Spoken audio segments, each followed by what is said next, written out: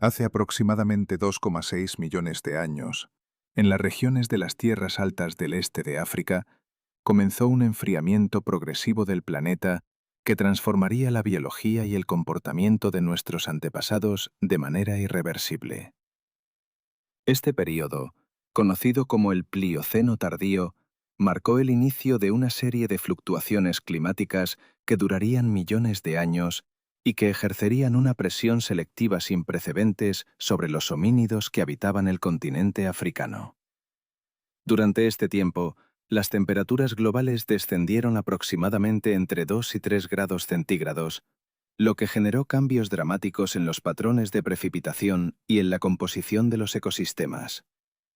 Bosques densos que durante millones de años habían cubierto grandes extensiones del territorio africano comenzaron a fragmentarse, dando paso a sabanas más abiertas, a pastizales dispersos y a hábitats mosaico donde los árboles se alternaban con espacios expuestos. Paleoantropólogos de la Universidad de Stanford y del Instituto Max Planck de Antropología Evolutiva, tras analizar núcleos de sedimento marino extraídos en 2014 del Océano Atlántico Ecuatorial, confirmaron que este enfriamiento no fue un proceso gradual y uniforme, sino una serie de oscilaciones climáticas que se repetían aproximadamente cada 100.000 años, alternando periodos más fríos con breves interrupciones de clima más templado. Anatomistas y paleobiólogos que estudian los restos de Australopithecus afarensis, la especie que caminaba erecta en las llanuras del Valle del Rift hace entre 3,9 y 2,9 millones de años, descubrieron que estos homínidos, aunque dotados de bipedismo completo, conservaban características físicas que los hacían vulnerables a los cambios ambientales. Investigaciones dirigidas por el Dr. Donald Johanson en la Universidad de Berkeley, publicadas entre 2008 y 2015, revelaron que el cuerpo de Australopithecus afarensis, cuya altura promedio no superaba los 1,1 a 1,3 metros y cuyo peso oscilaba entre 25 y 50 kilogramos, carecía de la masa muscular necesaria para mantener el calor corporal de manera eficiente en ambientes donde la temperatura nocturna descendía significativamente. Pérdida de vello corporal, característica que comenzó a manifestarse progresivamente en los homínidos durante el Plioceno tardío, según análisis comparativos de fósiles de la región de Adar, en Etiopía, combinada con la transición de un metabolismo adaptado a climas tropicales cálidos hacia uno que debería funcionar en condiciones de mayor variabilidad térmica, creó una crisis adaptativa. Mecanismos termorreguladores que funcionaban perfectamente en ambientes donde la temperatura se mantenía relativamente estable durante todo el año, se volvieron insuficientes cuando los homínidos se vieron obligados a permanecer activos durante noches cada vez más frías y a ocupar hábitats donde la amplitud térmica diaria aumentaba considerablemente. Evidencia paleoclimática obtenida mediante análisis de isótopos de oxígeno extraídos de conchas de foraminíferos fósiles del Mediterráneo, procesada por laboratorios especializados de la Universidad de Cambridge entre 2010 y 2016, indicó que hace aproximadamente 2,5 millones de años, las temperaturas en la región del este de África, donde vivían nuestros antepasados, descendieron entre 4 y 5 grados centígrados durante los períodos más fríos de cada ciclo glacial. Aunque estas cifras podrían parecer modestas en términos globales, para un organismo tropical sin aislamiento térmico artificial, tal variación representaba una amenaza existencial. Noches que anteriormente se mantenían a temperaturas de 15 a 18 grados centígrados comenzaron a descender hacia los 8 a 10 grados, mientras que en las zonas más elevadas del altiplano etíope, donde restos fósiles de Homo habilis datan de hace 2,3 millones de años, las temperaturas nocturnas podían alcanzar los 5 grados centígrados o incluso descender por debajo de cero durante los periodos más severos.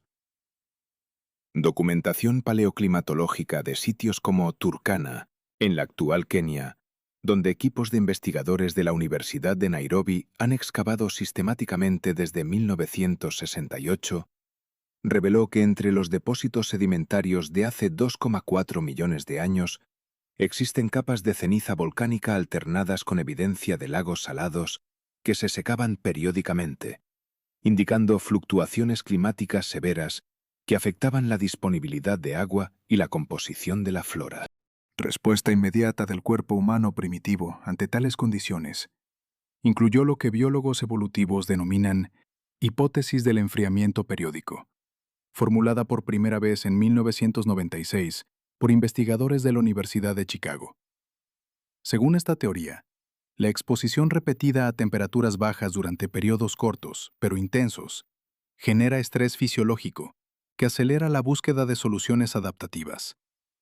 Hipotermia progresiva, que se desarrollaría lentamente en un homínido desprotegido durante una noche fría, comienza cuando la temperatura corporal central desciende por debajo de los 35 grados centígrados, lo que provoca deterioro en la coordinación motora, confusión mental y, eventualmente, pérdida de conciencia.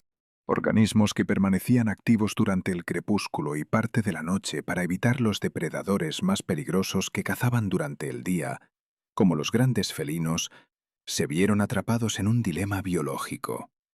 Permanecer en espacios abiertos durante la noche ofrecía cierta protección contra los carnívoros que evitaban terreno expuesto, pero exponía a los homínidos a temperaturas letales. Refugiarse en cuevas o bajo árboles proporcionaba aislamiento térmico parcial, pero limitaba enormemente la capacidad de detectar y escapar de depredadores nocturnos. Factores climáticos adicionales que complicaban la supervivencia incluían los vientos fríos que arreciaban con mayor intensidad a medida que desaparecía la cobertura forestal densa. Investigadores del Instituto Smithsoniano en Washington, tras analizar patrones de erosión en formaciones rocosas de la región del Rift Valley, datadas entre 2,6 y 2,2 millones de años, calcularon que la velocidad del viento en las sabanas abiertas alcanzaba promedios de 25 a 35 kilómetros por hora durante el día, y podía incrementarse a 45 kilómetros por hora en las noches de cambio estacional, lo que amplificaba el efecto de enfriamiento evaporativo en la piel expuesta. Precipitación, aunque menos frecuente en las sabanas que en los bosques, cuando ocurría durante periodos nocturnos, creaba un ambiente de humedad alta combinada con temperaturas bajas, una combinación particularmente peligrosa para la pérdida de calor corporal. Registros sedimentarios de sitios como Olduvai, en Tanzania, excavados continuamente desde los descubrimientos de Mary Leakey en 1959, muestran patrones de capas de suelo que alternan entre depósitos secos y depósitos con evidencia de escorrentía de agua, sugiriendo que las lluvias, aunque dispersas, cuando llegaban, lo hacían de manera intensa y en periodos concentrados. Necesidad de protección térmica, por lo tanto, no fue un lujo adaptativo, sino una cuestión de supervivencia inmediata. Especulaciones sobre por qué nuestros antepasados no simplemente evolucionaron hacia mayor masa corporal o mayor densidad de vello, como hicieron otros mamíferos grandes durante periodos glaciales, revelan un problema fundamental. Los homínidos habían ya alcanzado un nivel de especialización locomotora y neurológica que los hacía dependientes de características que, paradójicamente, los hacían vulnerables al frío. Bipedismo, que había evolucionado durante varios millones de años previos, proporcionaba ventajas enormes para la caza, la vigilancia de depredadores y el transporte de herramientas y alimento, pero reducía drásticamente la capacidad de retener calor en comparación con la postura cuadrúpeda. Encéfalo, cuyo volumen había comenzado a aumentar significativamente en especies como Homo habilis, con un volumen craneal promedio de 610 a 700 centímetros cúbicos, comparado con los 380 a 430 centímetros cúbicos de Australopithecus afarensis, era un órgano tremendamente consumidor de energía que generaba calor interno, pero que también requería protección constante contra el frío extremo que afecta la función neurológica. Diámetro de los vasos sanguíneos en el cuero cabelludo se reducía automáticamente cuando la temperatura corporal bajaba, preservando calor para órganos vitales. Pero esto significaba que la cabeza, donde se concentraba la mayor parte del encéfalo, se enfriaba rápidamente en ambiente frío. Primeros intentos de protección térmica, según la evidencia arqueológica disponible, no involucraban textiles, sino protección más simple basada en materiales naturales. Restos de hogueras datadas entre 1,5 y 1,9 millones de años en sitios como Kobi Fora, en Kenia, excavados por equipos de investigadores de la Universidad Nacional de Kenia, bajo la dirección del Dr. Glyn Isaac entre 1969 y 1972, muestran que Homo erectus, el primer homínido que demostró capacidad clara de controlar el fuego, utilizaba estas hogueras tanto para cocinar alimento como para proporcionar calor corporal durante las noches frías. Temperatura de una hoguera controlada típica, mantenida con ramas de tamaño medio y madera semiseca, oscilaba entre 400 y 600 grados centígrados en la base de las llamas, pero la radiación térmica útil se extendía efectivamente solo entre 2 y 3 metros de distancia del fuego, dejando grandes áreas del cuerpo expuestas al ambiente. Organización social que comenzó a manifestarse en estos campamentos sugiere que los homínidos se posicionaban estratégicamente alrededor del fuego, rotando su exposición para calentar diferentes partes del cuerpo, pero esto proporcionaba solo protección parcial y requería estar consciente y despierto durante toda la noche. Limitaciones del fuego como único mecanismo de protección térmica se hicieron evidentes cuando los homínidos comenzaron a expandirse hacia latitudes más altas o hacia elevaciones mayores, donde el clima era aún más severo. Expansión de Homo erectus desde África hacia el Medio Oriente y eventualmente hacia Asia. Proceso que evidencia arqueológica sugiere comenzó hace aproximadamente 1,8 millones de años, según análisis de fósiles hallados en Dmanisi, Georgia, en sitios excavados desde 1991 por el Instituto Nacional de Paleontología de Georgia. Enfrentó a estos homínidos con ambientes donde las temperaturas invernales descendían muy por debajo de 0 grados centígrados. Restos óseos de Homo erectus hallados en Zhoukoudian, cerca de Beijing, datados entre 400.000 y 700.000 años de antigüedad, según análisis de radiocarbono, muestran que estos individuos no solo vivían en regiones con inviernos severos, sino que aparentemente prosperar en ellas, lo que implica que debían haber desarrollado algún mecanismo de protección más sofisticado que simplemente mantener fuegos nocturnos.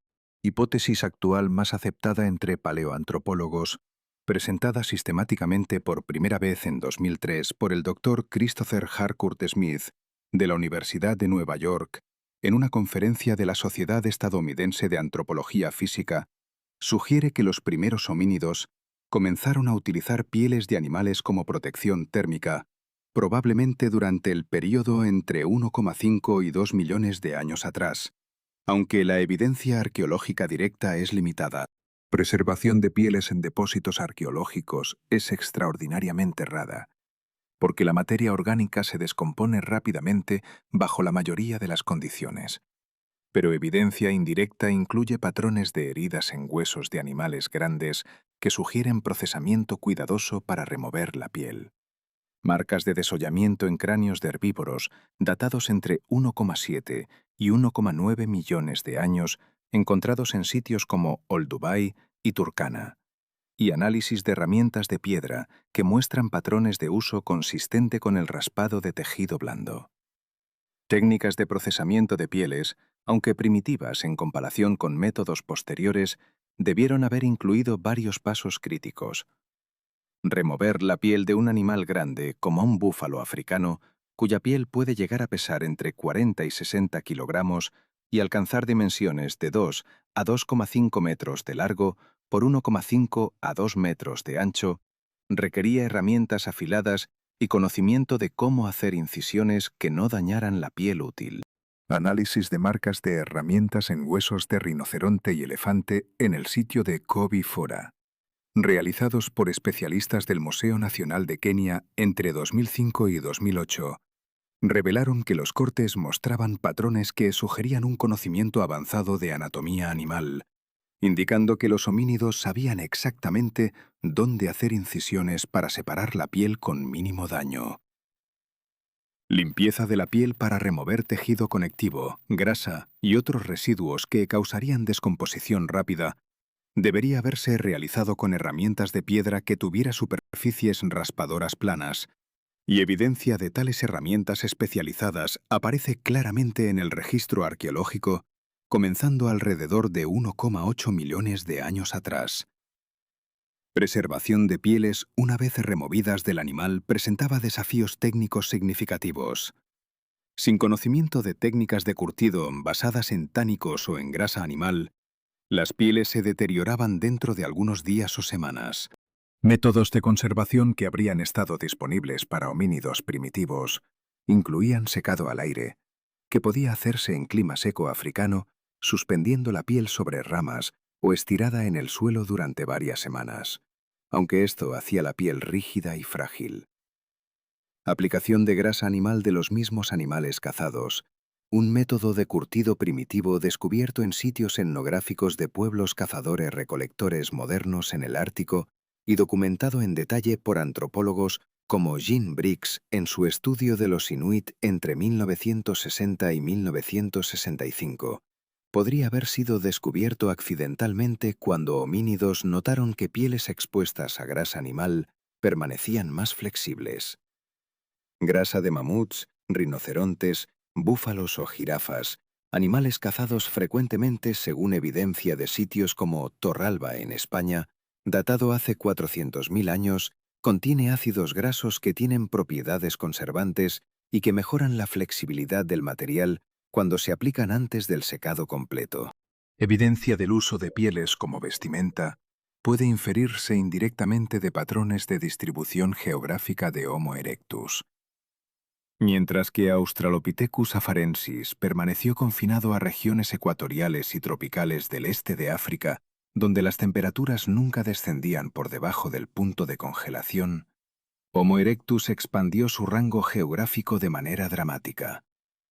Sitio de Dmanisi en Georgia, ubicado a una latitud de 41,7 grados norte, es decir, en una región donde los inviernos modernos alcanzan temperaturas promedio de -5 a 0 grados centígrados, contiene restos de Homo erectus datados entre 1,77 y 1,63 millones de años de antigüedad, según análisis de potasio-argón publicados en 2011 en la revista Nature por equipos de investigadores de múltiples instituciones europeas. Presencia de estos homínidos en tales latitudes durante períodos glaciales, cuando las temperaturas invernales habrían sido aún más severas, probablemente entre -10 y -15 grados centígrados, según modelado paleoclimático, sugiere que debían contar con protección térmica adicional más allá de fuegos nocturnos.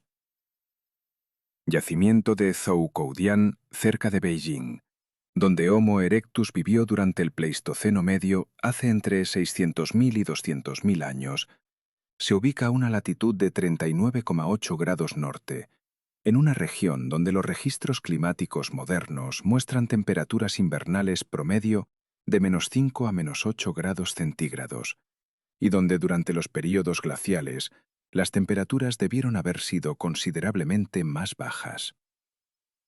Transporte de pieles a través de largas distancias.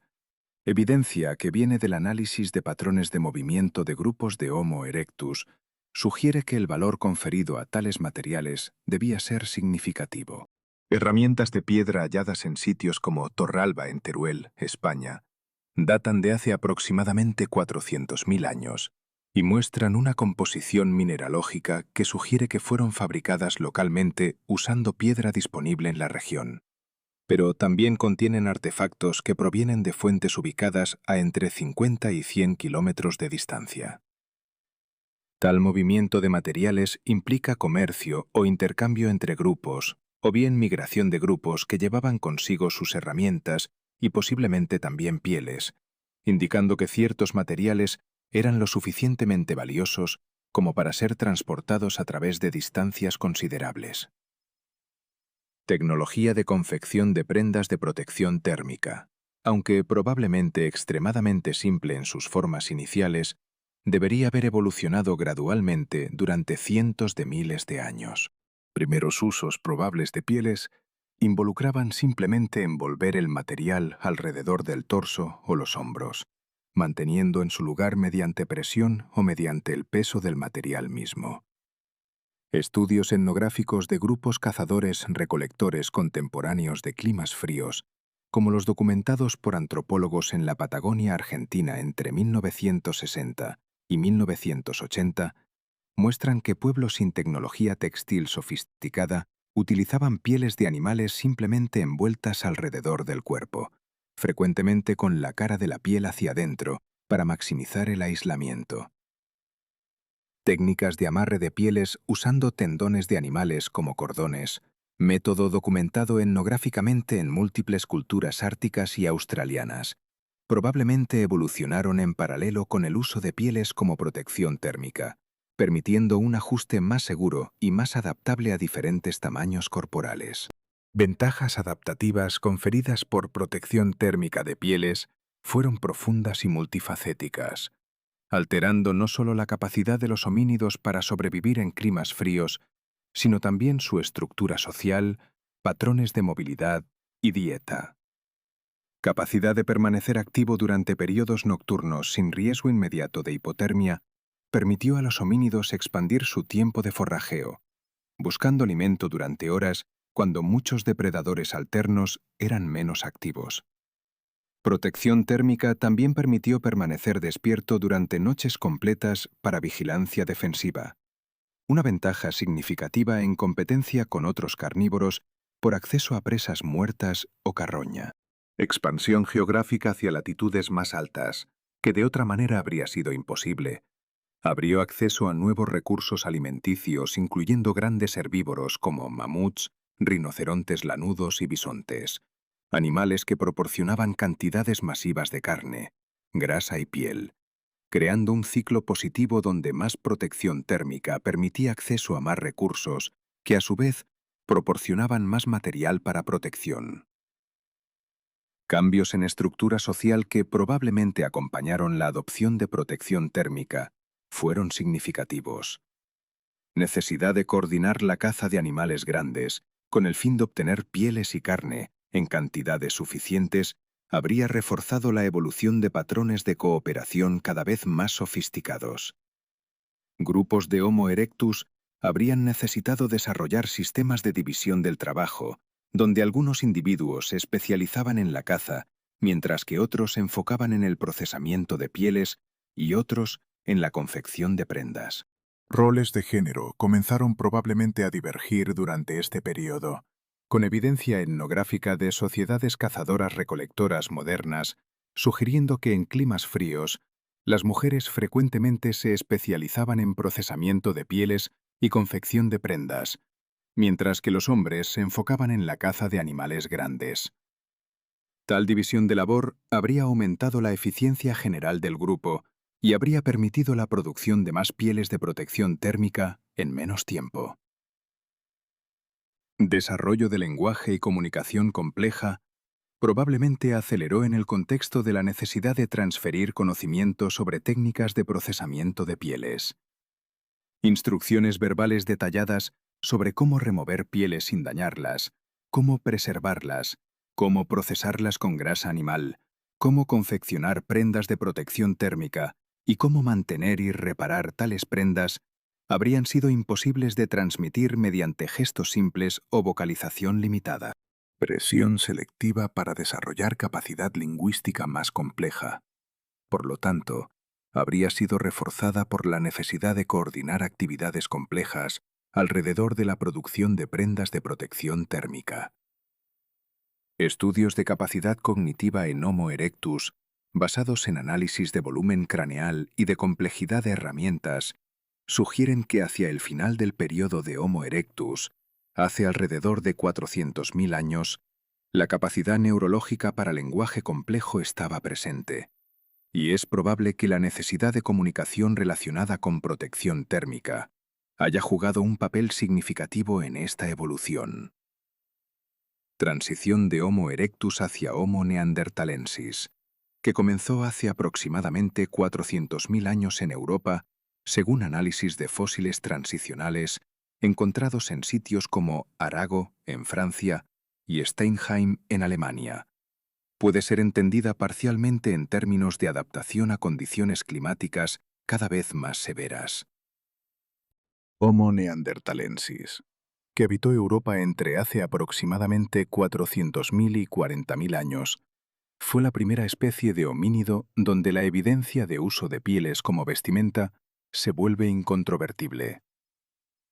Contexto paleoclimático del Pleistoceno medio europeo, durante el cual evolucionó Homo neanderthalensis, fue mucho más severo que el que enfrentaba Homo erectus en latitudes más bajas. Ciclos glaciales e interglaciales se alternaban aproximadamente cada 100.000 años, con períodos glaciales donde temperaturas invernales en regiones como el sur de Francia descendían a entre -15 y -20 grados centígrados, y en regiones más al norte, como Gran Bretaña, las temperaturas invernales alcanzaban -25 grados centígrados o más bajos. Evidencia arqueológica directa de vestuario neandertal comienza a aparecer hace aproximadamente 200.000 años en sitios como La Quina, en Francia, excavado entre 1960 y 1990 por arqueólogos franceses bajo la dirección de Marie-Francine Perroni. Aunque las pieles mismas no se preservan en condiciones normales, se hallaron herramientas de hueso especializadas que claramente fueron diseñadas para procesamiento de pieles, incluyendo agujas de hueso, datadas hace aproximadamente 60.000 años, en sitios como Blombos, en Sudáfrica. Aunque esta evidencia de Sudáfrica sugiere que la tecnología de aguja era compartida entre neandertales y humanos anatómicamente modernos. Marcas de raspado en huesos de animales de tamaño grande, encontradas en depósitos de Neandertal, muestran patrones distintos de aquellos utilizados para simple descarnamiento, sugiriendo técnicas especializadas para separación de piel. Registros de herramientas líticas de Neandertal muestran una proporción inusualmente alta de herramientas de bordes múltiples y superficies de raspado, interpretadas por especialistas como adaptadas para procesamiento de pieles. Análisis isotópico de esqueletos de Neandertal, técnica desarrollada en los años 1990 que permite inferir patrones dietéticos a partir de la composición de isótopos de carbono y nitrógeno en huesos, ha revelado información fascinante sobre el rol de pieles en la supervivencia neandertal. Estudio publicado en 2005 en la revista Proceedings of the National Academy of Sciences por investigadores del Centro de Investigación de Paleobiogeografía de la Universidad de Complutense, analizando esqueletos de Neandertal de múltiples sitios en Francia y España, mostró que la dieta de neandertales consistía en aproximadamente 70 a 80% de carne de animales grandes como mamuts, rinocerontes lanudos, bisontes y caballos. Tal dependencia extrema de carne de animales grandes es notable porque tales animales eran cazados primariamente en períodos cuando migraban a través de regiones donde el clima era más severo, frecuentemente en otoño e invierno cuando las temperaturas eran las más bajas.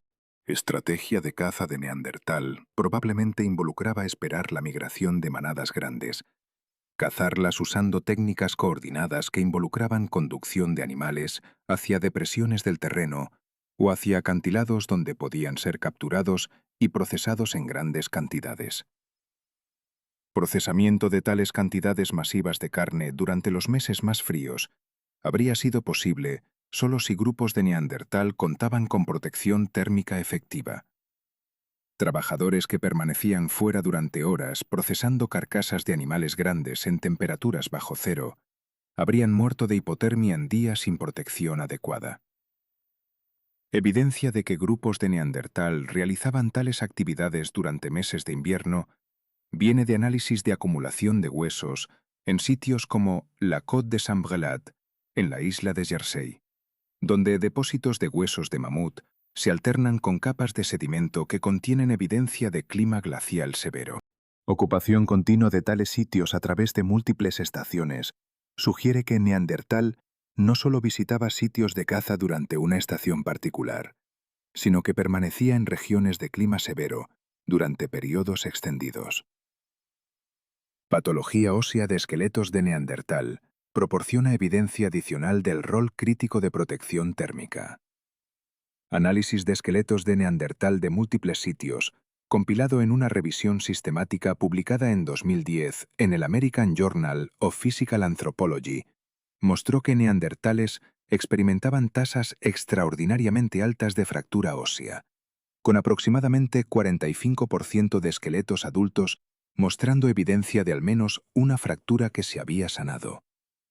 Tales tasas de fractura son comparables a las vistas en atletas profesionales de deportes de contacto, sugiriendo que la vida de Neandertal involucraba actividad de riesgo físico alto. Patrones específicos de fractura, particularmente fracturas de costillas y de vértebras torácicas, son consistentes con el tipo de trauma que resultaría de caídas o golpes durante caza de animales grandes.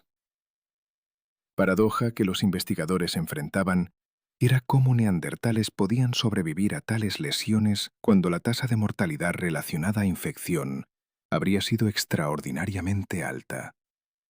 Hipótesis más reciente, presentada en 2015 por investigadores del Instituto de Paleobiología de la Universidad Autónoma de Madrid, sugiere que la supervivencia de neandertales lesionados fue posible parcialmente porque protección térmica adecuada permitía que heridas se mantuvieran en condiciones de temperatura más estable, reduciendo las tasas de infección.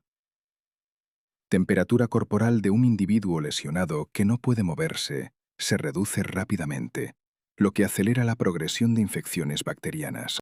Mantenimiento de temperatura corporal cercana a lo normal mediante protección térmica de pieles habrían reducido significativamente el riesgo de complicaciones infecciosas, permitiendo que heridas sanar adecuadamente. Evidencia de que neandertales cuidaban a individuos lesionados viene de esqueletos de neandertal que muestran evidencia de lesiones graves que se habían sanado, indicando que el individuo debe haber sido asistido por otros miembros del grupo durante el período de recuperación. Importancia de protección térmica en la supervivencia de neandertal en climas glaciales europeos. Fue tan central que la mejora gradual de técnicas de confección de prendas probablemente fue uno de los factores selectivos más importantes en la evolución de esta especie.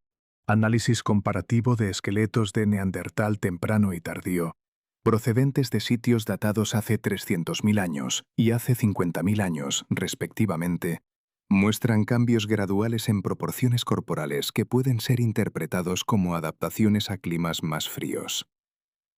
Neandertal tardío tendía a ser más robusto que neandertal temprano, con extremidades más cortas y más masivas, cambios que, aunque podrían ser interpretados como adaptaciones termorreguladoras a través de cambio corporal, también pueden ser entendidos en el contexto de mejoras paralelas en protección térmica de pieles.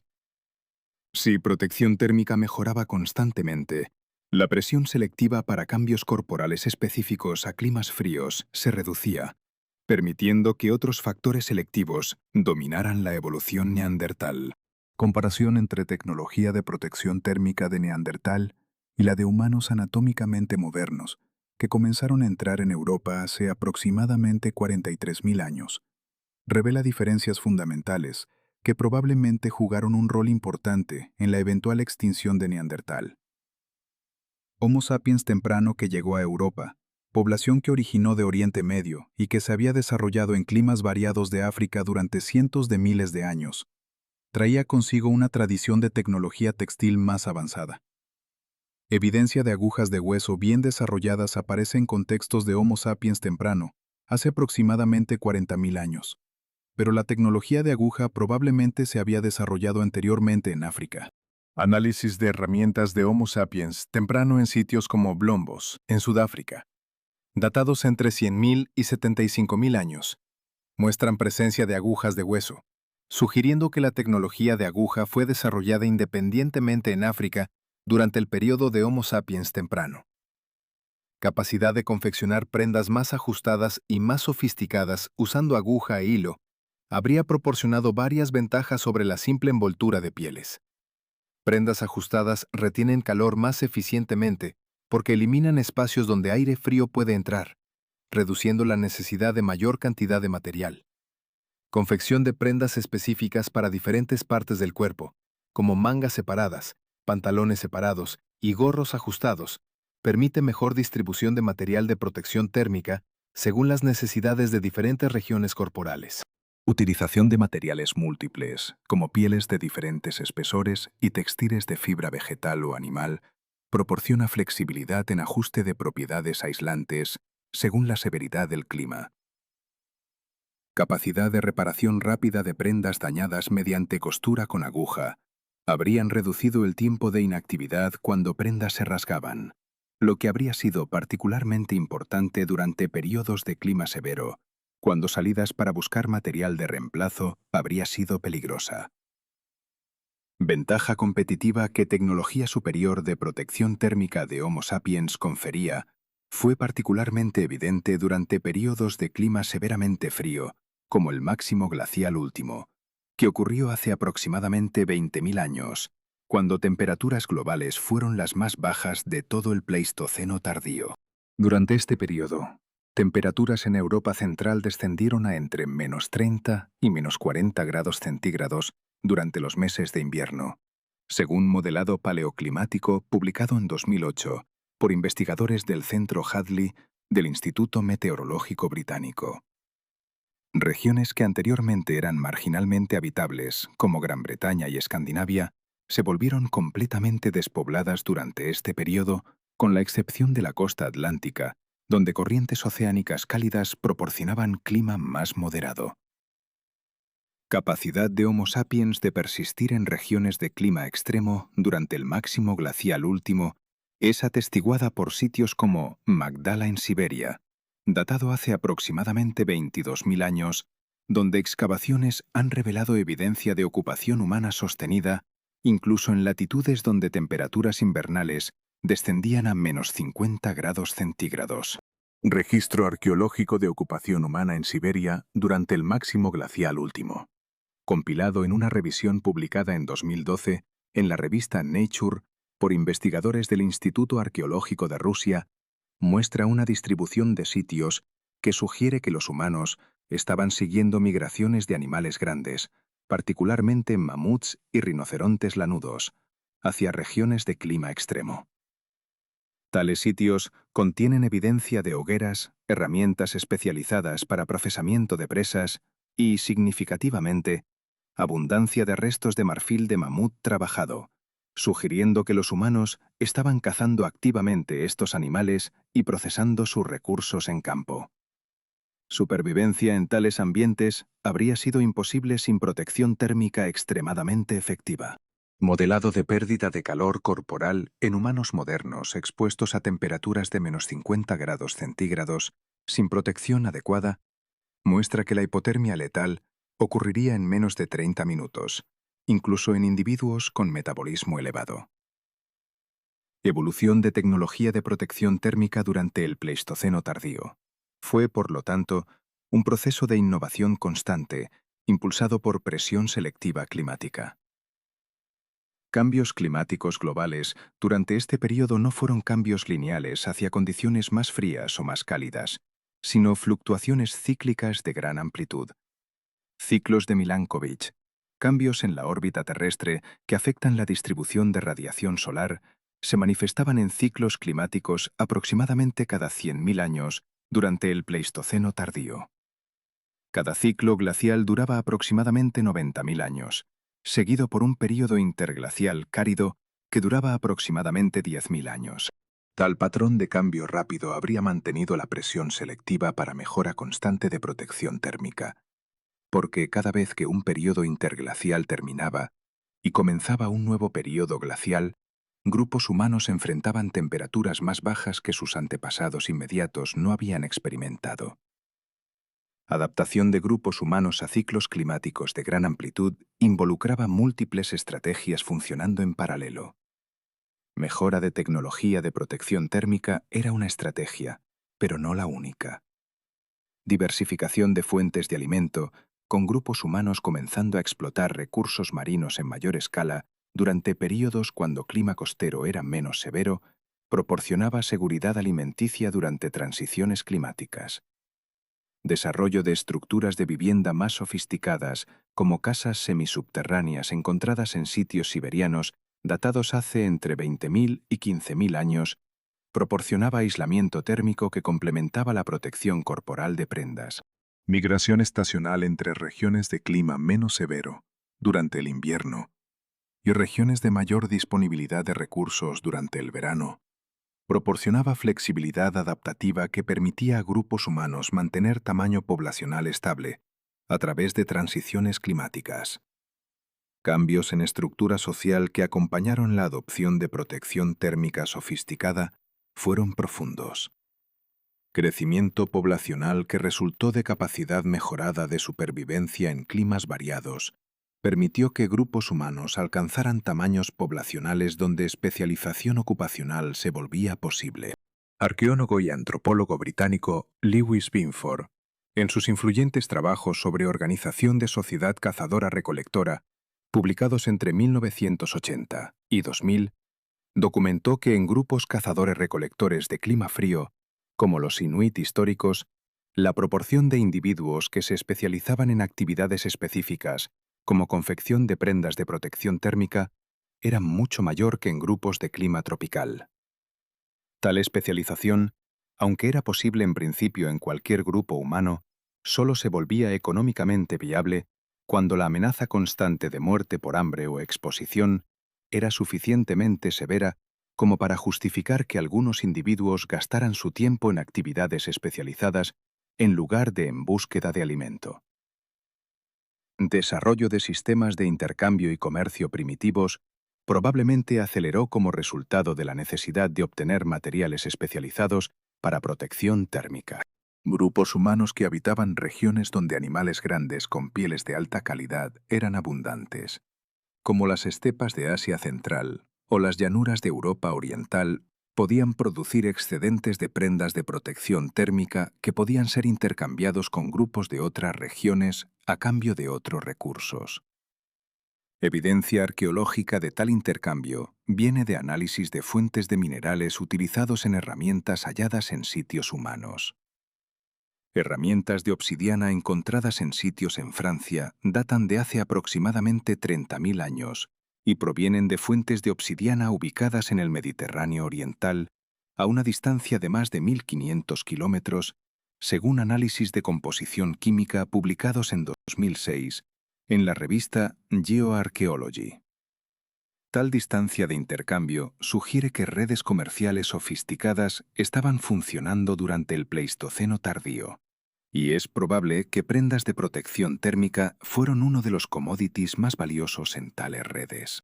Estatus social asociado con posesión de prendas de protección térmica de alta calidad probablemente se desarrolló durante este periodo. Enterramientos de humanos del Pleistoceno tardío, excavados en sitios como Sungir, cerca de Moscú, datados hace aproximadamente 34.000 años, contienen evidencia de ornamentación elaborada que sugiere diferenciación de estatus. Esqueleto adulto masculino en Sungir fue enterrado con más de 3.000 cuentas de marfil de mamut elaboradamente trabajadas, cosidas presumiblemente a una prenda de vestir que no se preservó. Distribución de tales cuentas en el esqueleto con concentración particular alrededor del torso sugiere que habían sido cosidas a una prenda de protección térmica de gran valor. Valor extraordinario de tal prenda es sugerido por el costo laboral de producción de 3.000 cuentas, cada una de las cuales requería tallar laboriosamente de marfil de mamut, un proceso que habría requerido cientos de horas de trabajo. Tal inversión de tiempo en confección de prendas sugiere que el individuo enterrado con esta prenda tenía estatus particularmente alto, posiblemente como cazador exitoso o como líder del grupo. Especialización de roles de género en contexto de producción de protección térmica probablemente se intensificó durante el Pleistoceno tardío. Análisis de patrones de actividad ósea en esqueletos de Homo sapiens del Pleistoceno tardío, realizado utilizando técnicas de análisis de estrés musculoesquelético desarrollado en los años 2000, muestran que individuos identificados como femeninos a menudo mostraban patrones de estrés consistentes con actividades repetitivas en las manos y los brazos, incluyendo raspado de pieles y costura. Individuos identificados como masculinos más frecuentemente mostraban patrones de estrés consistentes con lanzamiento de proyectiles de largo alcance y actividad de caza de alto riesgo. Tal división de labor, aunque probablemente no era rígida ni universal entre todos los grupos, parece haber sido común, sugiriendo que la necesidad de producción constante de prendas de protección térmica había creado presión selectiva para especialización de género. Impacto de protección térmica en capacidad reproductiva femenina. Fue probablemente significativo. Temperaturas corporales bajas interfieren con la fertilidad femenina, reduciendo la probabilidad de concepción y aumentando el riesgo de aborto espontáneo. Mujeres que podían mantener temperatura corporal constante mediante protección térmica adecuada tenían mayores tasas de fertilidad y mayores tasas de supervivencia de embarazo a término. Tal ventaja reproductiva habría reforzado la selección natural para mejora de tecnología de protección térmica, porque grupos con protección térmica superior habrían experimentado crecimiento poblacional más rápido, permitiéndoles expandir su territorio y reemplazar grupos con tecnología inferior. Colapso de poblaciones de Homo neanderthalensis y reemplazo por Homo sapiens entre hace aproximadamente 43.000 y 39.000 años puede ser parcialmente explicado en términos de superioridad de tecnología de protección térmica de Homo sapiens. Mientras que el mecanismo exacto de reemplazo es debatido, con algunos investigadores sugiriendo competencia directa violenta y otros sugiriendo simplemente que Homo sapiens se reproducía más rápidamente y ocupaba territorio más eficientemente, la superioridad de tecnología de protección térmica probablemente jugó un rol importante. Capacidad de Homo sapiens de ocupar y explotar ambientes de clima frío más efectivamente que Neandertal habría permitido que poblaciones de Homo sapiens crecieran más rápidamente, acumulando ventajas numéricas que eventualmente resultaron en la extinción de Neandertal. Extensión de rango geográfico de Homo sapiens durante el Pleistoceno tardío fue directamente facilitada por mejora de protección térmica. Entrada de Homo sapiens a América del Norte, evento que ocurrió entre hace aproximadamente 15.000 y 20.000 años, según la mayoría de la evidencia arqueológica. Habría sido imposible sin capacidad de mantener temperatura corporal en climas árticos. Ruta de migración propuesta que cruza el puente de tierra de Bering, región que conectaba Asia con América del Norte durante períodos cuando el nivel del mar era más bajo. Exponía a migrantes a temperaturas invernales de -40 a -50 grados centígrados.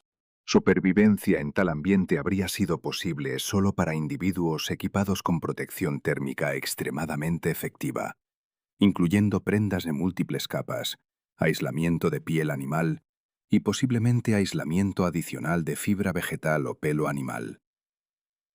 Arqueología de primeros humanos en América del Norte, compilada en revisiones sistemáticas como la publicada en 2016 por la Sociedad de Arqueología Americana, muestra que los primeros pobladores de América del Norte mostraban tecnología de protección térmica que era comparable o posiblemente superior a la de poblaciones contemporáneas en otras regiones.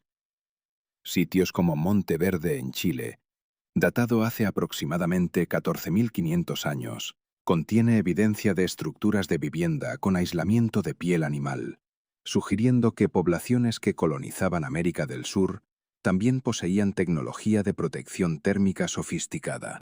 Hipótesis de que primeros americanos provenían de poblaciones de Asia Oriental, donde tecnología de protección térmica había sido desarrollada durante miles de años en respuesta a climas asiáticos severos, es consistente con la sofisticación de tecnología de protección térmica observada en sitios arqueológicos tempranos de América. Transición de Pleistoceno tardío al Holoceno, que ocurrió hace aproximadamente 11.700 años, trajo cambios climáticos globales significativos que alteraron dramáticamente los requisitos de protección térmica. Calentamiento global rápido al comienzo del Holoceno, donde temperaturas aumentaron entre 5 y 10 grados centígrados en el curso de algunos siglos, redujo dramáticamente la necesidad de protección térmica extrema en la mayoría de las regiones del planeta. Megafauna que había dominado el Pleistoceno tardío, incluyendo mamuts, rinocerontes lanudos y perezosos gigantes, se extinguió durante este periodo, alterando dramáticamente la disponibilidad de pieles de animales grandes. Extinción de megafauna. Aunque fue probablemente causada por combinación de cambio climático y caza excesiva por humanos, tuvo el efecto de reducir la disponibilidad de materiales para prendas de protección térmica tradicionales. Adaptación humana a clima más cálido del Holoceno temprano involucraba, paradójicamente, continuación de sofisticación en tecnología de vestuario. Mientras que la necesidad de protección térmica extrema se redujo, la necesidad de protección contra otros elementos ambientales aumentó.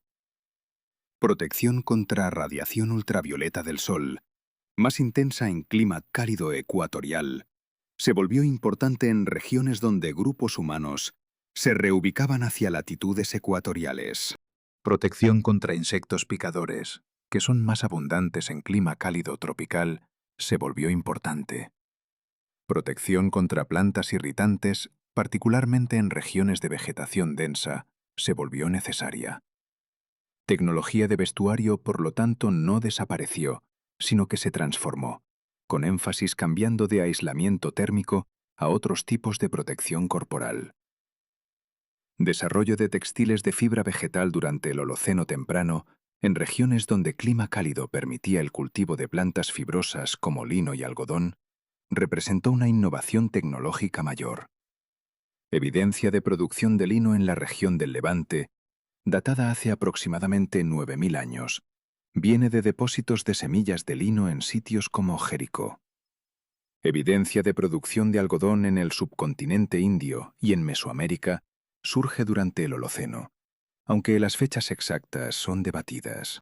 Desarrollo de textiles de fibra vegetal fue posible solo en regiones donde clima cálido permitía el cultivo de tales plantas, lo que significa que durante el Holoceno temprano, regiones donde clima era demasiado frío para agricultura de plantas fibrosas continuaron dependiendo de pieles de animales para protección térmica. División del mundo en regiones de tecnología de vestuario contrastante se desarrolló durante el Holoceno. Regiones tropicales y subtropicales, donde clima cálido permitía cultivo de plantas fibrosas, desarrollaron tecnología de textiles de fibra vegetal, con culturas como la del antiguo Egipto, desarrollando técnicas sofisticadas de hilado y tejido de lino.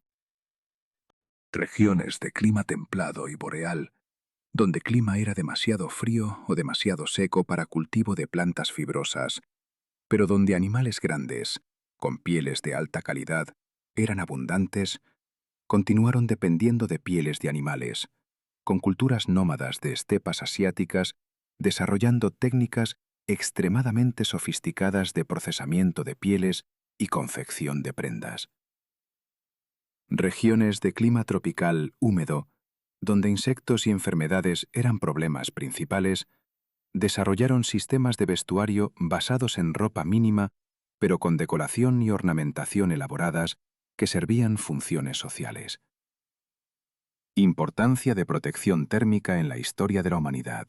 No se limitó al período del Pleistoceno tardío, sino continuó siendo un factor significativo durante el Holoceno. Capacidad de ocupar regiones de clima frío durante el Holoceno fue un factor importante en la distribución geográfica de grupos humanos. Ocupación de regiones de clima boreal como Escandinavia, Rusia y Siberia durante el Holoceno fue posible solo para grupos que tenían tecnología de protección térmica sofisticada. Pueblos Sami de Escandinavia, pueblos Tungus de Siberia y pueblos Inuit de América del Norte desarrollaron cada uno sistemas altamente sofisticados de vestuario adaptados a sus ambientes climáticos específicos. Tecnología de vestuario de estos pueblos, documentada tanto en registros etnográficos históricos como en registros arqueológicos, Incluyó prendas de múltiples capas, aislamiento de aire atrapado dentro de prendas y sistemas de sellado de prendas que prevenían pérdida de calor. Importancia económica de protección térmica en el comercio internacional durante el Holoceno fue enorme. Pieles de animales de regiones de clima frío, particularmente pieles de castor, nutria y otros mamíferos acuáticos de regiones de clima boreal, se convirtieron en commodities de valor extraordinario en mercados internacionales. Comercio de pieles de castor desde América del Norte a Europa, que comenzó cuando exploradores europeos llegaron a América del Norte en el siglo XVI, se convirtió en uno de los principales impulsores de exploración y colonización europeas de América. Compañía de la Bahía de Hudson, empresa comercial fundada en 1670, fue originalmente establecida primariamente para comercio de pieles de castor, y su dominio sobre territorios extensos de América del Norte fue basado en control de rutas de comercio de pieles. Tecnología de vestuario de pueblos que habitaban regiones de clima frío durante el Holoceno proporciona una ventana a la sofisticación de tecnología de protección térmica que probablemente fue alcanzada durante el Pleistoceno tardío. Sistemas de vestuario inuit documentados etnográficamente en el siglo XIX, antes de contacto extensivo con tecnología occidental, incluían prendas externas de piel de foca con pelo hacia afuera, proporcionando protección contra viento y agua, y prendas internas de piel de caribú con pelo hacia adentro, proporcionando aislamiento térmico. Capas de aire atrapadas entre fibras de pelo animal dentro de prendas internas proporcionaban aislamiento excelente, permitiendo que individuos permanecieran activos en temperaturas de -30 a -40 grados centígrados. Sistemas de amarre y sellado de prendas prevenían infiltración de aire frío, con capuchas ajustadas alrededor de la cara, puños ajustados alrededor de las muñecas y cinturones ajustados alrededor de la cintura. Botas especiales confeccionadas con pieles de foca proporcionaban aislamiento de los pies, que son particularmente vulnerables a pérdida de calor. Когда социальная иерархия впервые заняла место в человеческих сообществах примерно от 12 тысяч до 8 тысяч лет назад, одежда перестала быть исключительно инструментом выживания и превратилась в язык, который кричал о положении носителя громче, чем любые слова. Материал, который согревал тело в ледяных степях, теперь нес информацию о достатке, власти, религиозных убеждениях и общественной роли человека. Этот переход от функциональности к символизму произошел не мгновенно и неравномерно по всему миру, но его следы документированы в археологических находках, погребениях элит и текстильных фрагментах, сохраненных в уникальных условиях гидратации и консервации. Переход этот случился медленнее всего там, где климатические условия не требовали сложной защиты от холода. В долинах плодородного полумесяца, где температуры были умеренными, где земля плодородна и дикие животные относительно легко добывались охотой, одежда оставалась простой еще тысячи лет после того, как первые государства начали формироваться в Шумере и Египте. Однако даже в этих теплых регионах произошло нечто радикальное. Появилось различие между одеждой простого земледельца, пастуха или раба и одеждой жреца, знати или фараона. Это различие было настолько принципиально важно, что пересекало все границы утилитарности и входило в сферу почти священного.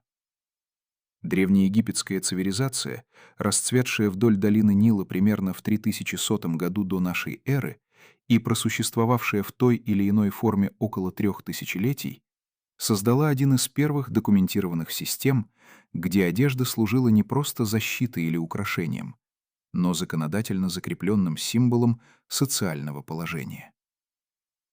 Материальные свидетельства этого существуют в виде фресок на стенах гробниц, уцелевших тканей в анаэробных условиях песков и иероглифических текстов, детально описывающих типы одежды, которые разные слои населения имели право носить.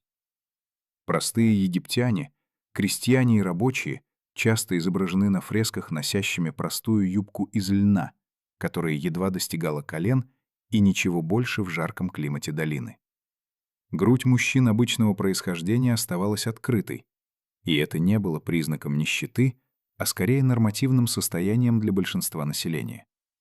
Жители среднего достатка, администраторы, писцы и мастера имели право добавлять рубашку с короткими или более длинными рукавами, часто из более качественного льна.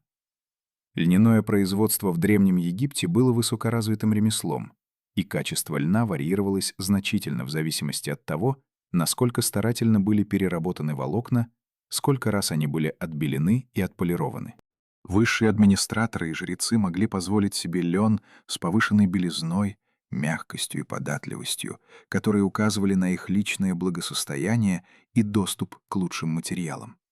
Такие люди часто изображены на фресках в длинных юбках, плессированных с геометрической точностью, в нескольких слоях, которые требовали часов работы для создания и поддержания.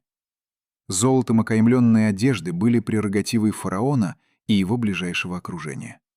Золотая нить, вплетенная в ткань или используемая для создания аппликации на плотной льняной основе, была материальным воплощением божественного статуса правителя.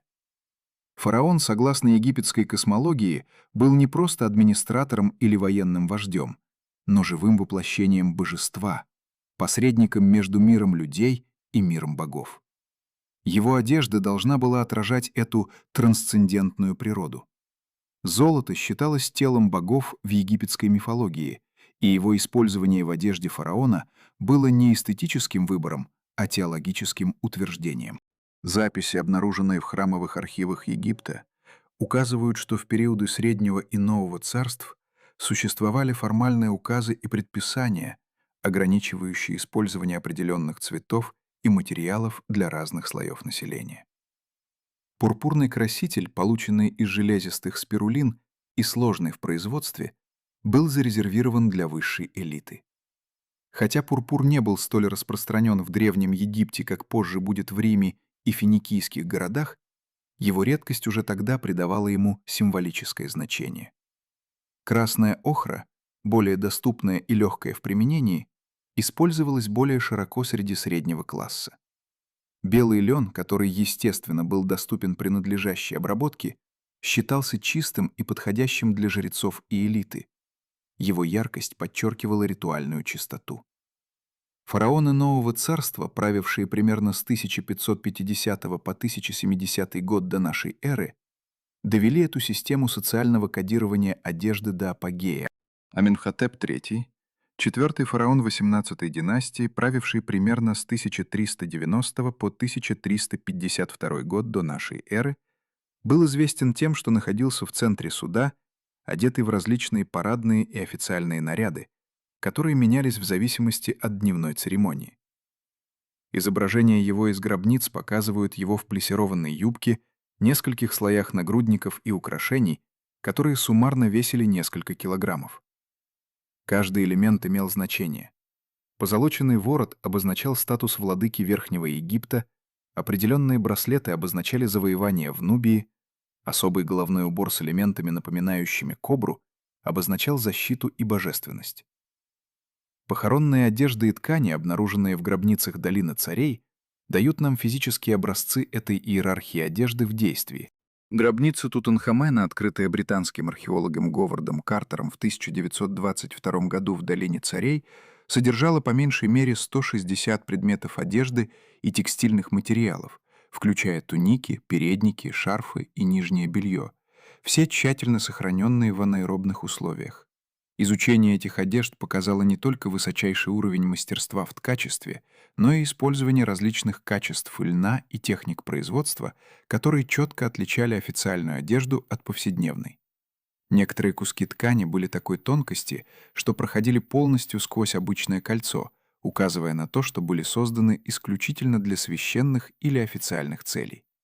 Однако переход от утилитарной защиты к символической иерархии был еще более кардинален в обществах, где климат не требовал много одежды, но социальная дифференциация была острой.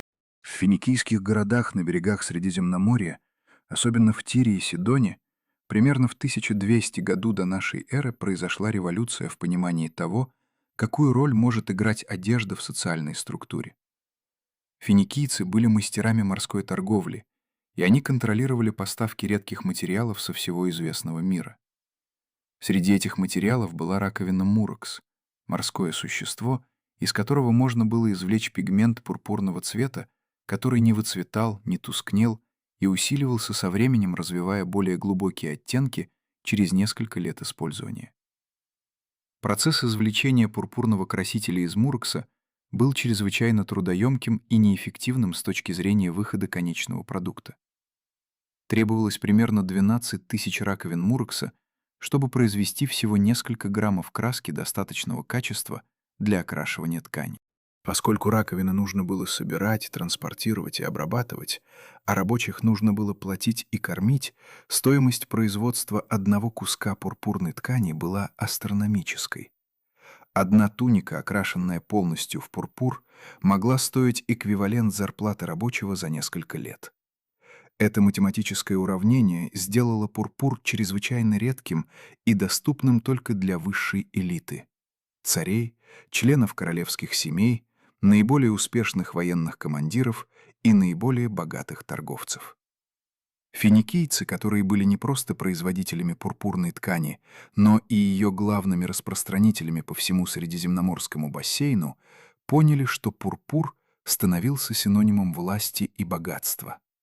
Они активно торговали пурпурной тканью с Египтом, Грецией, Персией и другими регионами, и везде, куда попадала эта ткань, она мгновенно становилась предметом желания для элит этих культур. Древние египетские фараоны начали включать пурпурные ткани в свой гардероб, получая их через торговцев. Королевский персидский двор, согласно классическим текстам греческих историков, также украшались пурпурными одеждами. Однако, поскольку финикийцы держали в строгом секрете процесс производства пурпура, никто другой не мог воспроизвести эту краску, и они оставались исключительными поставщиками этого материала на протяжении более чем тысячелетия. Греческая цивилизация, возникшая примерно в VIII веке до нашей эры и достигшая своего культурного апогея в V и IV веках до нашей эры, создала собственную систему социального кодирования через одежду, которая была в некотором смысле более изощренной, чем египетская, поскольку она была менее официально установленной законом и более зависела от общественного понимания и согласия относительно того, что уместно. Греческая демократия в Афинах, особенно при Перикле в V веке до нашей эры, создала классовое общество, в котором граждане, рабы, иностранцы, женщины и нежители имели четко определенные места и роли. Одежда служила визуальным маркером каждой из этих категорий. Афинский гражданин, особенно если он был человеком среднего или высокого достатка, часто носил гематий — большой прямоугольный кусок ткани, который драпировался над телом определенным образом, требующим определенного умения и понимания социальных конвенций. Способ, в котором мужчина носил гематий, сообщал информацию о его образовании, его достатке, его политических убеждениях и даже его эстетических предпочтениях. Простой белый гематий был признаком скромности и строгости, часто ассоциируемый со стоическими философами и людьми традиционных взглядов. Гематий из более дорогого материала, вероятно окрашенный в бордовый или красный цвет, указывал на тех, кто имел средства и был готов показать это публично. Волосы также кодировали социальный статус в Древней Греции таким же образом, как одежда. Длинные волосы на голове свободного мужчины в Афинах, особенно если они были завиты и уложены с маслом, указывали на его гражданский статус и его время, которое он мог позволить себе потратить на уход за собой. Рабы и иностранцы часто носили короткие волосы или имели отличительные прически, которые идентифицировали их как неграждане. Женщины из высшей аристократии носили свои волосы собранными в специальные прически, требующие услуг служанок и часов кропотливой работы. Простые женщины и рабы носили волосы более скромно. Ткани в Греции варьировались между шерстью и льном. Шерсть была более распространена в северных регионах, особенно в Фессалии и Эпире, где было больше овец. Лен, привозимый из Египта или производимый в меньших количествах в Малой Азии, считался более редким, и, следовательно, более ценным. Пурпур, хотя и доступный финикийцам через торговые сети, был также чрезвычайно редким и дорогим в Греции.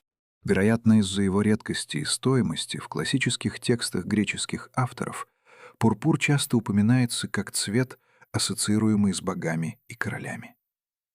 Гомер в его эпосе «Илиада», написанном примерно в VIII веке до нашей эры, неоднократно описывает богов в пурпурных одеждах и использует прилагательное «рододонактилос» — «розовоперстая» для описания богини Эос, утренней зари, что часто интерпретируется как отсылка к пурпурному цвету. Эллинистический период, начавшийся после завоеваний Александра Македонского в конце IV века до нашей эры, привнес новый элемент в систему социального кодирования через одежду. Когда Александр завоевал Персию, Египет и части Индии, его греческие воины и администраторы столкнулись с культурами, которые имели совершенно иные представления об одежде и ее значении. Они встретили персидских судебных чиновников, одетых в длинные котелеты, плотно обтягивающие штаны и дорогие ткани, которые существенно отличались от греческого гематия и короткого хитона. Они встретили египетских жрецов в их официальной одежде, которая отличалась от греческой традиции. Этот контакт с другими культурами привел к синкретизму в одежде. Эллинистические цари, которые правили территориями, оставленными Александром после его смерти в 323 году до нашей эры, часто носили смешанную одежду — греческие элементы в сочетании с персидскими или египетскими элементами.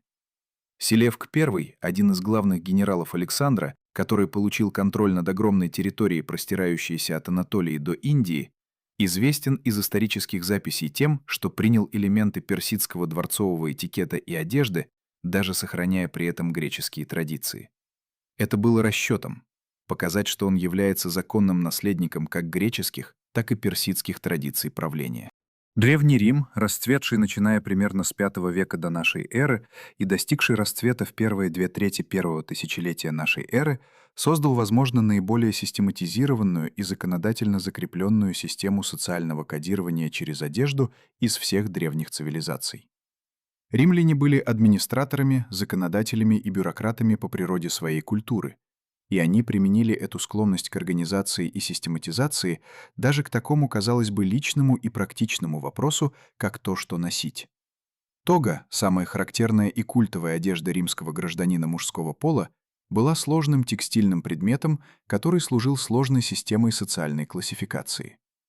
Простая тога без украшений, называемая тога вирилис, была предназначена для среднего или нижнего класса граждан, хотя даже право носить тогу как таковое было привилегией, ограниченной только римскими гражданами.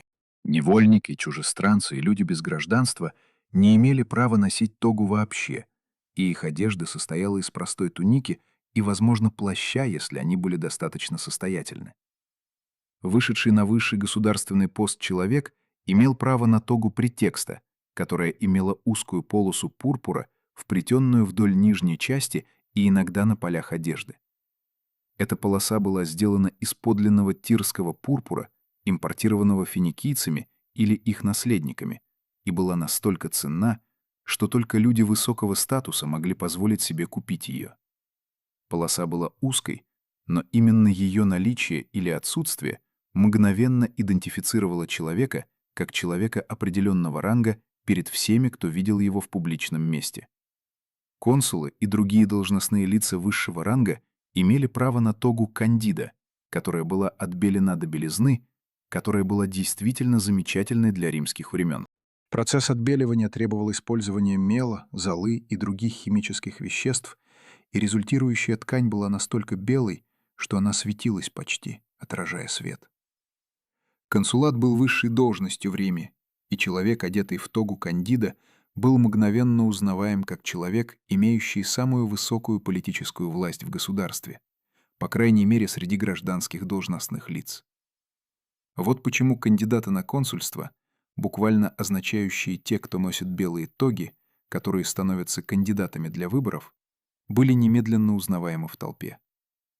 Военные орденские звания также кодировались в одежде. Центурион, командир сотни пехоты, Носил броню определенного стиля с поперечным гребнем на шлеме, который был видим издалека. Легионер нижнего звания носил почти идентичную броню, но без гребня и с более простой отделкой. Претор, офицер, отвечающий за администрацию провинции, носил специфическую форму, которая отличала его от консула и от трибуна. Трибун — человек из аристократического происхождения, служащий лейтенантом легиона, имел право на определенные элементы одежды, которые отличали его от простого центуриона или легионера. Палла, верхняя одежда для женщин высокого статуса в Риме, была эквивалентом мужской тоги в том, что она служила символом социального положения и гражданского статуса. Способ, в который женщина драпировала палла, и качество ткани, из которой она была сделана, много говорили о ее супруге, ее семье и ее собственной роли в обществе. Вдовы часто носили палла определенного цвета, вероятно, более темного и менее украшенного, чем замужние женщины. Женщины, занимающие публичные роли, такие как весталки, девственницы, посвященные богине Вести и служащие в ее храме, носили специальную одежду, которая была легко узнаваема и символизировала их священный статус. Пурпур в Риме стал синонимом императорской власти и императорского достоинства. Когда республиканская форма правления рухнула и Август основал империю в 27 году до нашей эры, он учредил ряд символов и ритуалов, которые обозначали императорскую власть и отделяли императора от обычных граждан, даже от высшей аристократии. Пурпур был одним из наиболее важных и визуально ярких из этих символов. Императорский пурпур, известный как пурпур Тиры, был получен из раковин мурекса, которых было очень мало, и производство было контролировано государством. Частные граждане могли приобрести одежду, окрашенную в пурпур определенных оттенков, но истинный императорский пурпур был зарезервирован исключительно для членов императорской семьи. Закон тогда был издан, который технически запретил частным гражданам носить пурпур определенного оттенка, особенно так называемый тирский пурпур. Этот закон не был просто предложением или культурным обычаем. Это был официальный указ, подкрепленный мощью государства. Нарушение этого закона могло привести к суровым наказаниям, включая конфискацию имущества и в некоторых случаях казнь. Константин I, правивший с 306 по 337 год нашей эры, в эпоху, когда Римская империя была в процессе преобразования, издал серию указов, которые еще больше суровизировали наказание за ношение пурпура без разрешения. Жены императора Константина, известные как Августы, имели исключительное право рожать детей в так называемой комнате Порфирите, пурпурной комнате, где стены были украшены пурпурными росписями, и новорожденные дети императора, родившиеся в этой комнате, назывались парфиросигенитос, рожденными в пурпуре. Элементы помимо цвета также кодировали ранг в Риме. Брутус, один из убийц Цезаря, был идентифицирован как член Сената по броши, которая была видна на его одежде, даже когда он был скрыт среди толпы. Пуговицы или фибулы, которые использовались для крепления ткани, часто были сделаны из драгоценных металлов и драгоценных камней. Их качество и вид указывали на богатство владельца. Сандалии, которые носили все классы, различались по материалу и отделке. Простые сандалии из кожи для низших классов, более изысканные сандалии с кожаными ремешками, украшенными металлом, для высших классов. Волосы в Риме также кодировали статус и гражданскую принадлежность. Свободный мужчина-гражданин часто носил волосы, уложенные определенным образом, в зависимости от периода времени и моды, которая менялась на протяжении веков существования Рима. Рабы часто брились полностью или носили волосы очень коротко. Женщины из высших классов носили свои волосы в сложных прическах, для создания которых требовались услуги специализированных парикмахеров, называемых орнатрикс. Эти прически менялись и развивались на протяжении имперского периода. Прическа из времен династии Флавиев была явно отличимой от прически из времен династии Антонинов. Украшения, прикрепляемые к одежде или носимые отдельно, служили дополнительным слоем социального кодирования. Кольца, сделанные из железа или более дешевых металлов для низших классов и из золота для более высоких классов, были не просто украшениями, но символами статуса и иногда указывали на конкретную административную роль. Лавровые венки, которые носили на голове в определенных случаях, указывали на военные победы или высокие государственные посты. Цепи, висящие на груди, обозначали ученость и принадлежность к определенным философским школам. Переход от Западной Римской империи к раннему Средневековью, событие, которое традиционно датируется около 476 года нашей эры, когда последний западно-римский император Ромул Августул был свергнут варварским вождем Адаакром, не привел к исчезновению системы социального кодирования через одежду. Вместо этого эта система трансформировалась. Варварские королевства, которые установились в бывших провинциях Западной Римской империи, включая королевство остготов в Италии, королевство вандалов в Северной Африке и королевство вестготов в Испании и Галлии, приняли многие элементы римской культуры, включая концепцию, что одежда может и должна кодировать социальный статус. Однако варварские культуры также принесли с собой свои собственные традиции в одежде, которые отличались от римских. Ранние варварские культуры, жившие в северных лесах и степях Центральной и Северной Европы, носили одежду, которая была более приспособлена к суровым климатическим условиям, чем одежда Рима. Германские народы, согласно описаниям римского историка Тацита, написанному примерно в конце I века нашей эры, носили длинные рубахи, закрепленные на поясе, и плащи, которые в зависимости от ранга и богатства варьировались по материалу и отделке. Богатые варварские вожди носили плащи, сделанные из драгоценных шкур животных, украшенные золотом и серебром, в то время как обычные воины носили плащи из более скромных материалов.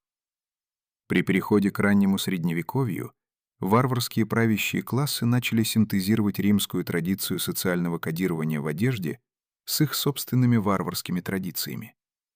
Франкские правители, которые установили династию мировингов в Галлии в конце V века нашей эры, были известны своей практикой носить длинные волосы, которые были символом королевского достоинства.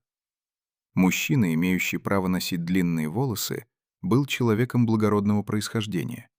Мужчина, волосы которого были подстрижены, был либо рабом, либо человеком низкого происхождения.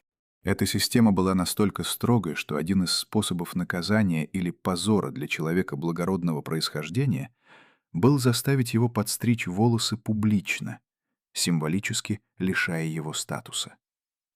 Одежда франкских королей была смесью римского стиля и варварского стиля. Король франков, например, мог носить туцию, которая была разновидностью римской туники, но дополненной франкским плащом, скрепленным броше, которая была либо простой, либо украшенной золотом и драгоценными камнями в зависимости от ранга. Варварские броше, известные как фибулы, были часто сделаны в стиле, который был отличен от римского. Они часто имели более геометрические и абстрактные узоры и часто делались из серебра или бронзы, украшенные гарнирами из других материалов. Переход к более развитому и стратифицированному Средневековью, особенно в период Каролингского возрождения при королях Пипине и его сыне Карле, позже известном как Карл Великий, правившем с 768 по 814 год нашей эры, привел к дальнейшему развитию системы социального кодирования через одежду. Карл Великий был известен своим стремлением к возрождению классического обучения и культуры, и он использовал одежду как один из инструментов управления и административной контроля. Он издавал указы, которые предписывали, как разные члены двора и разные слои общества должны одеваться. Его биограф Эйнхард описал, что Карл Великий сам часто носил франкскую одежду, а не римскую тогу, в акте культурной идентификации со своим народом, хотя в официальных случаях он носил более утонченную одежду. К периоду развитого Средневековья, примерно от IX до XV веков, система социального кодирования через одежду становилась все более сложной и утонченной. Феодальная система, в которой земля владела аристократией и работала крестьянами в обмен на защиту, создала иерархию, которая была вскрыта очень четко в одежде, которую разные члены общества носили. Король на вершине иерархии носил одежду, которая была визуально явно отличной от одежды герцога или графа, которые, в свою очередь, отличались от одежды рыцаря или свободного купца. Пурпур остался символом королевской власти и власти на протяжении Средневековья, даже когда его источник и способ производства неоднократно менялись. После падения финикийских городов и разрушения торговых сетей, которые первоначально доставляли пурпур, были разработаны альтернативные источники пурпурного красителя. В Византийской империи, которая сохранила многие элементы римской культуры и администрации, включая концепцию кодирования социального статуса через одежду, производство пурпура было восстановлено и контролировалось государством с той же строгостью, что и в поздней Римской империи. Византийские императоры, называемые базилевсами, носили пурпурные одежды, изготовленные из последних оставшихся источников тирского пурпура, импортируемого из остатков финикийских городов, которые продолжали функционировать под контролем Византийской империи. Источник пурпура менялся на протяжении Средневековья. В ранней средневековой Европе, когда торговля была нарушена и доступ к восточным материалам был затруднен, используемые альтернативные красители для создания пурпурного оттенка. Краситель извлекался из растения, называемого вайда, из растения, называемого краппом, и из других растительных источников, которые могли создать цвета, варьирующиеся от красного до пурпурного.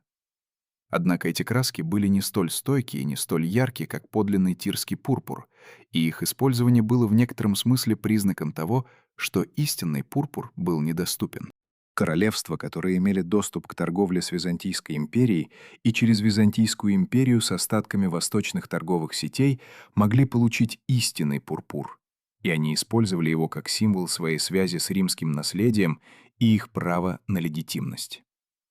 Во Франции при династии Капетингов, которая правила с конца X века по конец XIV века, королевская одежда стала все более расписной и украшенной. Ткани, привезенные из Болгарии, Венеции и других торговых центров, были сотканы шелком с золотыми и серебряными нитями.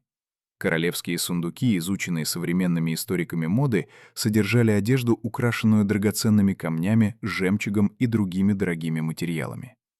Одежда королей Франции стала настолько дорогой, что часто передавалась по наследству в королевской семье и использовалась многократно в разных случаях. Однако дифференциация в одежде не просто отражала существующую иерархию, она активно помогала поддерживать и усиливать эту иерархию. В средневековом обществе, где большинство населения было неграмотно, и где письменные указы и законы были доступны только тем, кто мог читать, одежда служила громкой коммуникацией о социальной структуре. Человек, видя другого человека в одежде, украшенной золотом и драгоценными камнями, мгновенно понимал, что этот человек имеет власть и богатство.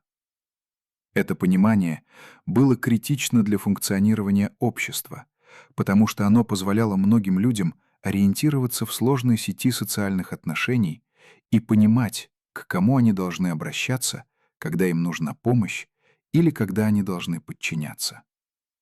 Закупка и производство одежды стало значительной частью экономики средневековых королевств. Королевский двор часто содержал специалистов, которые исключительно занимались производством одежды для короля и королевской семьи.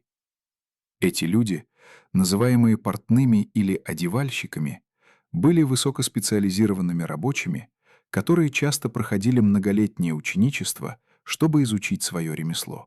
Стоимость одежды была настолько высока, что некоторые государства издавали указы, называемые «законами о роскоши», которые ограничивали то, сколько денег люди разных классов могли тратить на одежду. Эти законы были попыткой предотвратить то, чтобы люди низшего происхождения подражали одежде высших классов и таким образом нарушали визуальные маркеры социального порядка. Во Флоренции, города-государства в Италии, который во время позднего Средневековья стал центром коммерции и ремесла, производство роскошных тканей стало одной из основных отраслей. Флорентийские купцы контролировали производство шелка и контролировали импорт дорогих красителей. Одежда, произведенная во Флоренции или из флорентийских материалов, была экспортирована по всей Европе и считалась знаком качества и статуса. Флорентийские правящие семьи, особенно семья Медичи, которая установила свою власть в XV веке, использовали одежду как инструмент демонстрации своего богатства и влияния. Одежда членов семьи Медичи была известна своей роскошью и степенью украшения, и это во многом способствовало их репутации как покровителей искусства и культуры. Переход от Средневековья к Ренессансу, имевший место в XIV и XV веках в Италии и несколько позже в остальной Европе, привел к сдвигу в том, как одежда была концептуализирована и использована в обществе. Гуманизм, интеллектуальное движение, возникшее в Италии во время Ренессанса, подчеркивал достоинство и потенциал человеческой личности. Художники и мыслители Ренессанса интересовались формой человеческого тела и тем, как одежда украшает и улучшает эту форму. Это привело к новому пониманию моды как формы самовыражения, хотя социальная дифференциация, конечно, все еще существовала. В период Возрождения одежда для высшей аристократии и королей стала еще более сложной и украшенной, чем была в Средневековье. Короли Франции, такие как Франциск I, правивший с 1515 по 1547 год, были известны своей чрезвычайно роскошной одеждой. Франциск I часто носил облегающие штаны из дорогого материала, украшенные вышивкой золотом и драгоценными камнями, в сочетании с украшенными туниками и плащами, которые были драпированы элегантным образом. Его внешний вид был инструментом дипломатии и демонстрации силы. Когда он встречался с другими королями, его одежда служила визуальным утверждением его статуса и богатства его королевства. Во дворце Версаля, построенном королем Франции Людовиком XIV, правившим с 1643 по 1715 год, одежда была структурирована и контролирована королем с беспрецедентной степенью систематизации. Людовик XIV издавал указы о том, какие цвета, какие вспомогательные материалы и какие украшения разные члены двора имели право носить. Он сам носил одежду, которая была спроектирована, чтобы выделить его из всех остальных во дворце. Его туфли часто имели каблуки, покрытые красным кожей, цвет, который был зарезервирован только для королевской семьи. Его платья часто изготавливались из самых дорогих материалов, доступных во время. Шелк, сотканный золотом и серебром, был обычным для его гардероба. Он носил множество украшений, включая драгоценные камни, ленты и другие украшения, все из которых были сделаны в таком же роскошном стиле. Контроль Людовика XIV над модой во дворце Версаля был столь строг, что он активно контролировал то, что одевалась его жена, его митрессы и члены его двора. Герцог и герцогиня мог носить одежду только с его разрешения, и изменение в гардеробе иногда использовалось в качестве инструмента наказания или награды. Человек, которого король приветствовал с одобрением на основе его одежды, становился в благодати. Человека, чей выбор одежды был расценен как неподходящий, могли бы исключить из общественных функций. Эта система была настолько разработана, что придворный историк описал, что можно было определить политический статус человека во дворце на основе в точности того, какие украшения он был разрешен носить. Однако даже во время Людовика XIV, наивысочайшего развития абсолютистского контроля над модой, начали возникать вызовы к этой системе. Буржуазия, возрастающий класс коммерчантов и промышленников, начала накапливать богатство, и с этим богатством пришла способность покупать дорогую одежду. Это создало дилемму для аристократии. Поскольку буржуазия имела деньги для покупки дорогой одежды, система, в которой только родословная могла обеспечить право носить дорогую одежду, начала распадаться. Попытки аристократии поддержать эту систему через законодательство, запрещающее буржуазии носить определенные цвета или материалы, стали менее эффективными, потому что буржуазия имела деньги для оплаты штрафов и продолжала носить то, что она хотела. К XVIII веку, период в истории, известный как век Просвещения, система, в которой социальный статус был жестко закодирован в одежде, начала ослабляться, хотя она не исчезла полностью. Идея о том, что люди имеют врожденные права и что социальное положение не определяется родословной, но может быть достигнуто благодаря способности и усилиям, начали распространяться, особенно в более развитых и образованных частях европейского общества. Эти идеи имели глубокие последствия для моды и использования одежды для кодирования социального статуса. Французская революция, произошедшая с 1789 по 1799 год, явно символизировала разрушение системы социального кодирования через одежду. Революционеры активно отвергали традиционные маркеры аристократического статуса. Они отвергали длинные украшенные пальто аристократов, они отвергали парики, которые были символом социального статуса в предыдущих веках, и они отвергали красивые каблуки и украшения, которые были характерны для придворной одежды. Вместо этого они приняли более простую демократическую одежду, которая была предназначена для символизации равенства. Санкюлот, те, кто носил брюки вместо кюлотов, которые были предпочтением аристократии, стали символом революционного брата. Однако даже в революционное время попытки полностью стереть систему социального кодирования через одежду потерпели неудачу. Революционные лидеры быстро развили свои собственные маркеры статуса. Трехцветная кокарда, красная, белая и синяя ленточка, которая была прикреплена к одежде, служила маркером революционной поддержки и члена революционного движения. Отсутствие кокарды могло поставить под вопрос чью-то преданность революции и может привести к арестам или худшему. Таким образом, хотя маркеры изменились, сама функция кодирования социального положения и политической приверженности через одежду оставалась. После французской революции и подъема Наполеона система кодирования статуса через одежду пережила еще одну трансформацию. Наполеон, будучи администратором, восстановил систему официальной одежды для различных государственных должностей. Его любимый маршал Жан Бернадо, который позже стал королем Швеции, часто был одет в военную форму, разработанную Наполеоном, которая служила четким маркером его административной роли и его положения в иерархии. Формальная дипломатическая одежда, которая была разработана при Наполеоне, основывалась на идеях о том, что одежда должна служить ясным маркером роли человека в государстве. В XIX веке, период большой трансформации в европейском обществе, система социального кодирования через одежду пережила еще одну эволюцию. Промышленная революция привела к массовому производству одежды, которая означала, что дорогая одежда больше не была исключительной прерогативой аристократии. Более широкие слои населения могли теперь позволить себе одежду хорошего качества, хотя качество варьировалось в зависимости от цены. Это привело к развитию более утонченной системы кодирования, где статус был указан не просто наличием дорогой одежды, но скорее степенью утонченности, точностью пошива и соответствием современной моде. Викторианская эра, период правления королевы Виктории в Соединенном Королевстве с 1837 по 1901 год, была периодом, когда одежда снова приобрела огромное значение как маркер социального статуса.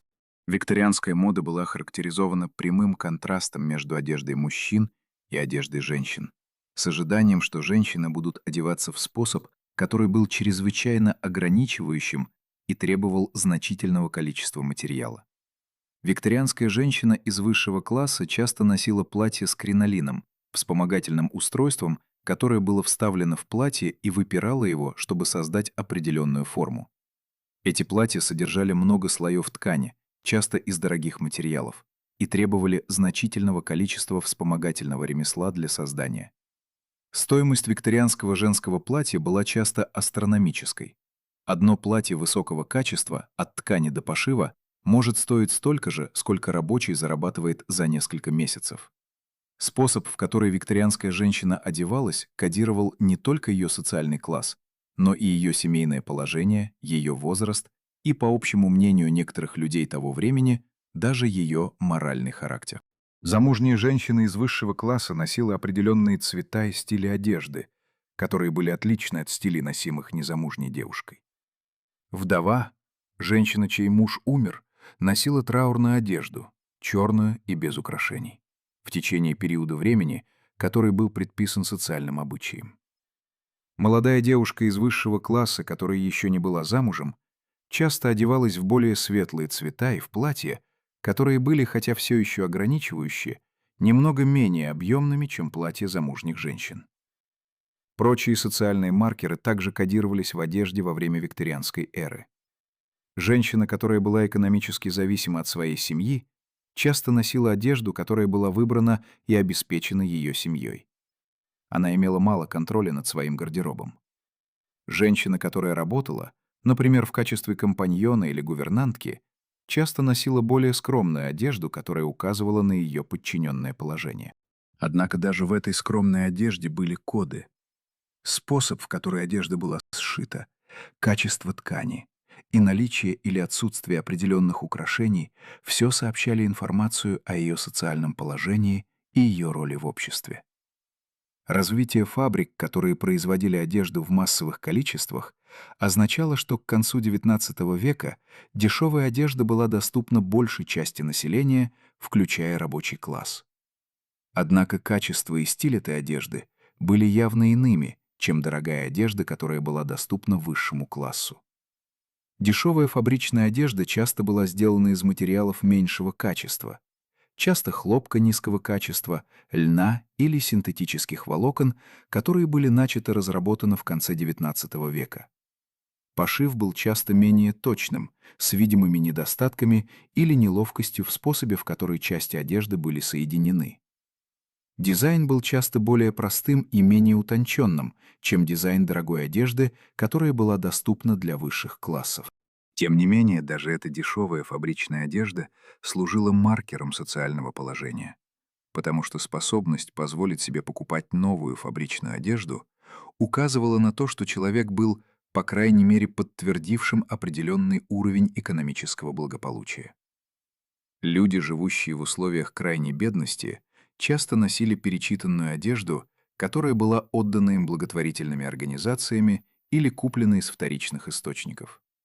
Наличие новой, даже если дешевой фабричной одежды, было признаком того, что человек был способен зарабатывать деньги и использовать эти деньги для покупки новой одежды для себя.